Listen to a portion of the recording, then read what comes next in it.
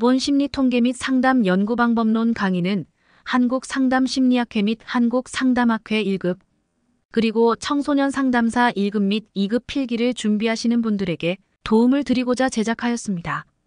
전체 강의의 목차는 자료와 같습니다. 이번 강의는 연구의 절차 중에서 표집과 자료 수집에 대한 내용입니다. 우리가 양적 연구나 질적 연구를 진행할 때 연구 대상을 선정하는 작업을 하게 됩니다. 이러한 연구 대상을 선정하는 절차를 표본 추출, 즉 표집이라고 합니다. 표본 추출에는 확률 표본 추출과 비확률 표본 추출이 있습니다. 먼저 확률 표본 추출은 일반적으로 양적 연구에서 많이 사용하는 방식입니다. 확률 표본 추출의 개념은 모집단에서 각 표본이 추출될 확률을 정확히 알 수 있으며 무작위 방법으로 표본을 추출하는 것을 의미합니다. 이러한 확률 표본 추출의 종류에는 단순 무작위 표집, 체계적 표집, 층화 표집, 군집 표집이 대표적입니다. 먼저 단순 무작위 표집을 살펴보면 이는 의도적인 조작이 없이 모집단의 모든 요소가 추출될 확률이 같으며 또한 어떤 요소의 추출이 이어지는 다른 요소의 추출 확률에 영향을 미치지 않는 방법을 말합니다. 난수표, 제비뽑기, 컴퓨터를 이용한 난수의 추출 방법 등을 대표적인 예로 들 수 있습니다. 두 번째는 체계적 표집입니다. 이를 계통적 표집 또는 계층적 표집이라고도 합니다. 이 표집 방식은 모집단의 목록에서 첫 번째 요소는 반드시 무작위로 추출하고 그 다음 요소부터는 표집 간격인 매 n번째 구성 요소를 체계적으로 추출하여 형성하는 표집 방법을 말합니다. 체계적 표집에서는 목록 자체가 일정한 주기성을 가지지 않아야 합니다. 주기성이 있으면 대표성에 문제가 생길 수 있습니다.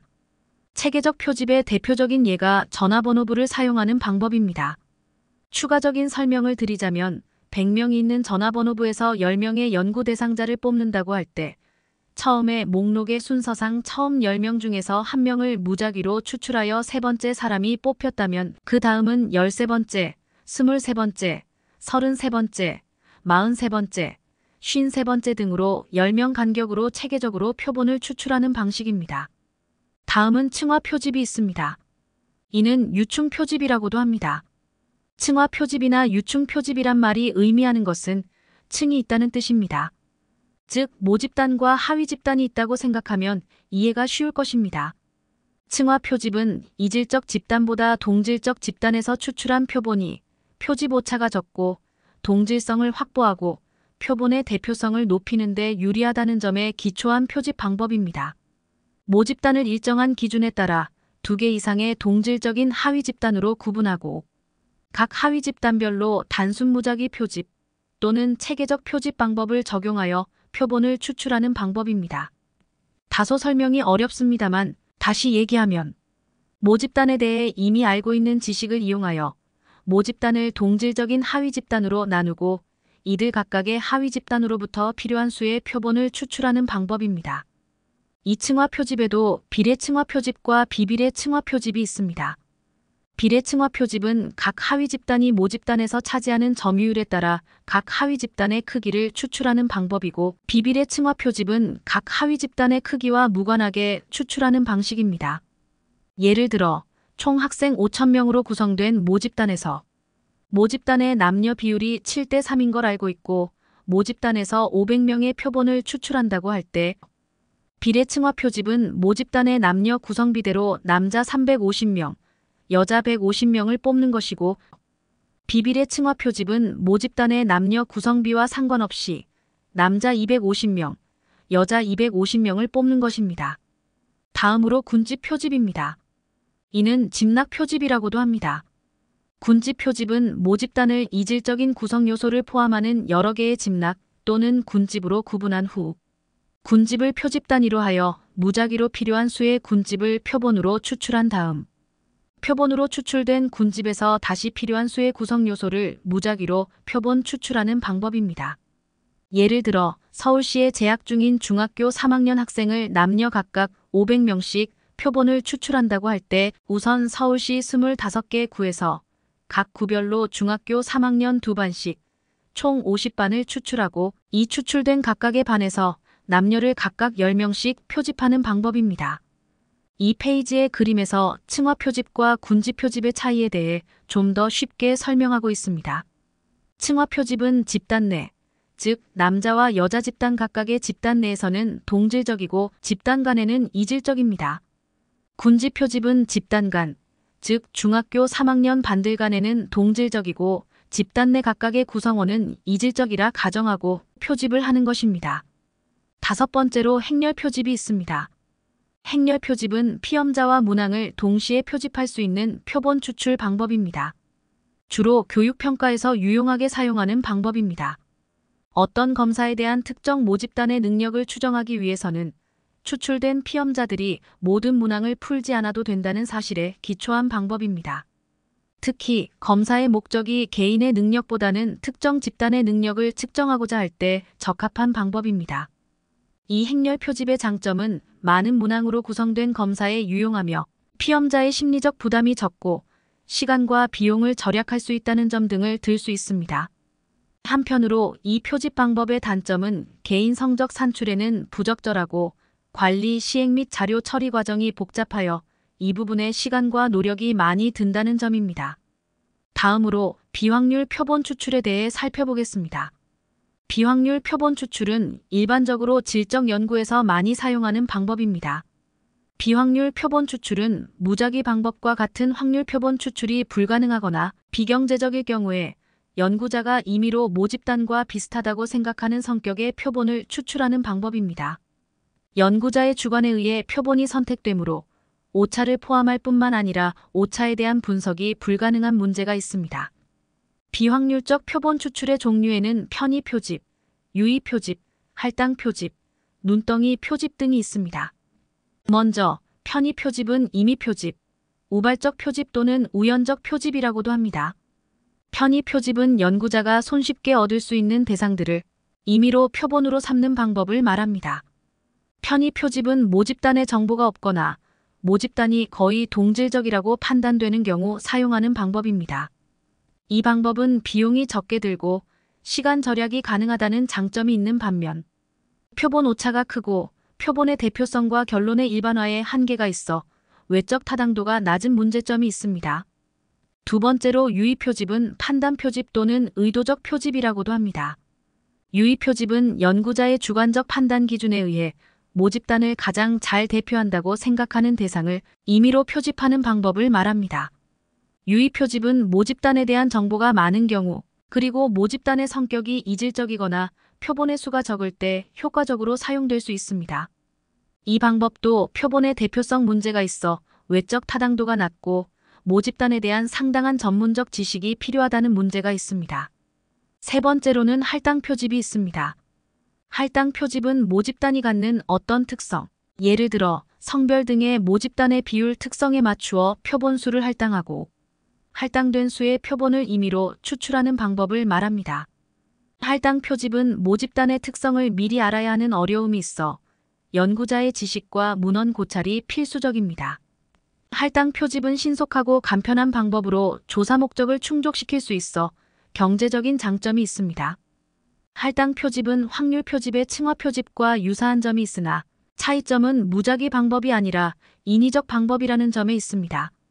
마지막으로 누적 표집은 눈덩이 표집 또는 네트워크 표집이라고도 합니다.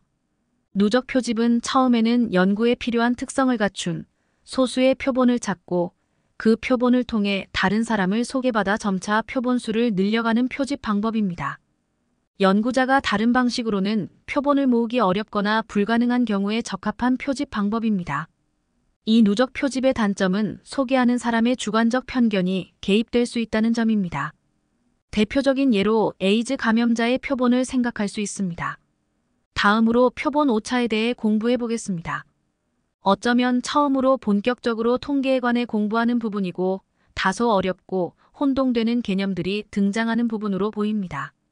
표본 오차라는 개념은 표집 오차라고도 하며 표본 오차의 개념은 표본에 의해 추정한 모수치에 대한 측정값이 모집단의 특성과 일치하지 않아서 생기는 차이를 말합니다. 즉, 표본의 대표성으로부터의 일탈 정도를 나타냅니다. 우리가 모집단을 전수조사하지 않기에 표본을 추출하여 표본에서 얻은 값을 기초로 하여 연구자가 정한 일정한 신뢰 수준 하에서 나타날 수 있는 오차의 범위를 추정합니다. 이러한 표본 오차에 영향을 주는 요인은 표본의 크기, 신뢰 구간 등입니다. 표본의 크기가 커지면 표본 오차가 작아지고 신뢰 수준이 높아지면 표본 오차가 커집니다. 아래 수식 등에서 표본 오차의 개념을 좀 더 파악해보면 이해가 좀 더 쉬워질 것입니다. 표본 오차와 혼동되는 개념으로 표준 오차라는 것이 있으며 표준 오차는 표본 오차와는 다른 개념입니다. 표준 오차는 영어로 스탠다드 에러로 수식으로는 루트 n분의 s로 표시합니다. 표준 오차는 표본에서 계산된 평균값으로 모집단의 평균을 추정하고자 할 때 나타날 수 있는 오류를 말합니다. 즉, 표본 추출을 여러 번 했을 때 각 표본들의 평균이 모집단 전체의 평균과 얼마만큼의 차이를 보이는가를 알려주는 통계량입니다. 다시 말하면 표본의 평균들의 분포가 보여주는 표준 편차를 말합니다. 우리는 표준 오차로 표본 오차를 추정할 수 있습니다. 좀 전에 신뢰 구간에 대해 잠시 언급했는데 신뢰 구간과 표준 오차로 표본 오차를 추정하는 수식은 다음과 같습니다. 90% 신뢰 구간에서 표본 오차는 플러스 마이너스 1.65 표준 오차입니다. 이 뜻은 모평균 뮤가 표본 평균 x 플러스 마이너스 1.96 사이의 값일 확률이 90%라는 의미입니다. 95% 신뢰 구간에서의 표본 오차는 플러스 마이너스 1.96 표준 오차입니다. 99% 신뢰 구간에서 표본 오차는 플러스 마이너스 2.58 표준 오차입니다. 이 수식에서 보듯이 신뢰 수준이 높을수록 표본 오차는 커집니다.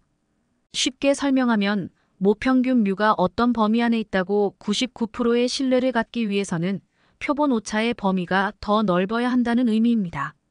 다음으로 표본의 크기를 어느 정도를 할 것인가에 대한 내용입니다. 표본의 크기란 모집단에서 추출하는 표본의 수를 의미합니다. 이러한 표본의 크기를 결정하는 데에는 여러 요인이 영향을 미칠 수 있습니다. 첫 번째 요인은 신뢰 구간 접근법입니다. 신뢰 구간의 크기가 표본의 크기와 분산의 정도에 의해 결정되는 점을 역으로 이용하여 표본의 크기를 산정하는 방법입니다.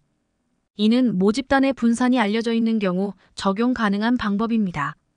다음으로 모집단이 동질성이 크면 표본의 크기가 작아도 됩니다. 표집 방법과 조사 방법의 유형에 따라서도 표본의 크기가 달라질 수 있습니다. 즉 확률 표집인지 비확률 표집인지 등 표집 방법에 따라서 또한 우편 조사인지 면접 조사인지 조사 방법에 따라서도 표본의 크기가 달라집니다. 또한 분석 범주와 변수의 수가 많을수록 표본의 크기는 커야 합니다. 마지막으로 표본의 크기를 정할 때 시간과 비용, 인력 그리고 연구자의 능력을 고려하여 결정하는 것이 바람직합니다. 다음으로 비표본 오차는 표본 오차를 제외하고 조사 과정 전체에서 발생할 수 있는 기타 모든 오차를 말합니다. 이는 전수조사 및 표본조사 모두에서 발생할 수 있고 오히려 비표본 오차는 표본조사보다 전수조사에서 더 크게 나타날 수 있습니다. 다음으로 자료 수집에 대해 알아보겠습니다. 자료를 수집하는 방법에는 다양한 방법이 있을 수 있습니다. 대표적인 자료 수집 방법인 우편조사, 면접조사, 전화조사, 전자설문조사의 장단점을 간략하게 알아보고 관찰법에 대해서는 좀 더 상세하게 살펴보겠습니다. 먼저 우편조사를 살펴보면 우편조사는 비용이 가장 저렴하고 응답자가 대답하기 껄끄러운 질문에도 응답이 가능하고 응답자가 응답 시간에 여유를 가질 수 있고 익명성이 있다는 장점이 있습니다. 하지만 단점은 설문지가 애매한 경우 부정확한 응답이 나올 수 있고 회수율이 매우 낮다는 점입니다. 면접조사는 구조화 면접과 비구조화 면접이 있습니다. 먼저 구조화 면접의 경우는 조사자의 행동의 일관성이 유지되어 신뢰도가 높고 면접 결과의 비교 가능성이 높습니다. 또한 반복적 연구 가능성이 있고 면접 결과의 계량화에 이점이 있습니다. 한편 면접 조사는 구조화 면접이든 비구조화 면접이든 시간과 비용이 많이 소요되고 익명성이 결여되어 있는 단점이 있습니다.